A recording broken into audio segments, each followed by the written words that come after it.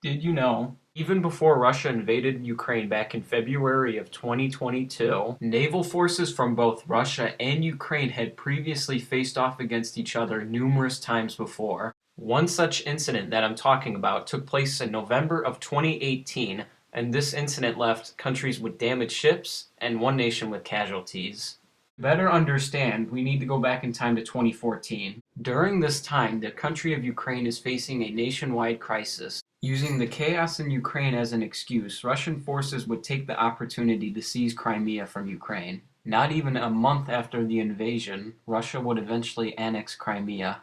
Now, this annexation is highly debated among in the international community even to this day, and because of this, many countries just simply don't recognize Crimea as Russian. Since the annexation, Russia has been able to control most of the Black Sea and both sides of the Kerch Strait. Just one day after Russia announced Crimea as theirs, Russia made announcements that they would make the Crimean Bridge. Obviously, this made Ukraine unhappy and bitter about losing the Black Sea. Fast forward to 2018, and now it's time to talk about the incident. On the morning of November 25th, 2018, two Ukrainian small artillery boats and a Ukrainian Project 498 tugboat, they were going to attempt to sail from Odessa to Mariupol, but in between those two little areas is known as the Crimean Bridge, and if you didn't know, the Crimean Bridge is under Russian control.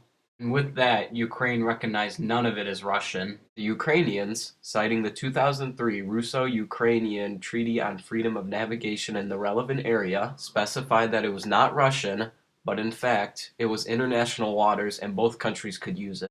As the Ukrainians came within about 10 miles of the bridge, the Russian Navy decided that they were going to ram the ships.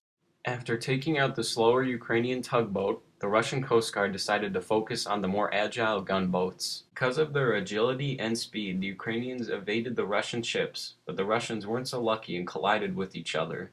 During this time, Russia placed a large cargo ship under the bridge to prevent the Ukrainians from further progressing in. The Russian Air Force would also scramble two Su-25 fighter jets. And as well, they would also scramble two Ka-52 ground attack helicopters. Soon, Russia would send more warships to try and catch up to the Ukrainians that were now trying to leave the area. To prevent this from happening, Russia would fire on the ships, damaging them. From the small firefight, 3 Ukrainian soldiers were injured, and as well, 24 Ukrainian soldiers were captured by the Russians and the rest of the ships were seized. The very next day, the Ukrainian ships were found in a Crimean port under Russian control. On the same day, the Ukrainian president ordered martial law in multiple regions of the country. The captured Ukrainians were flown to Moscow, and in September of 2019, they were swapped in a prisoner exchange. And another 2 months would go by until the Russians would eventually return the ships back to the Ukrainians. The Ukrainians would complain about the condition their ships were returned in. They were returned with no ammunition, crew's personal weapons, and documentations.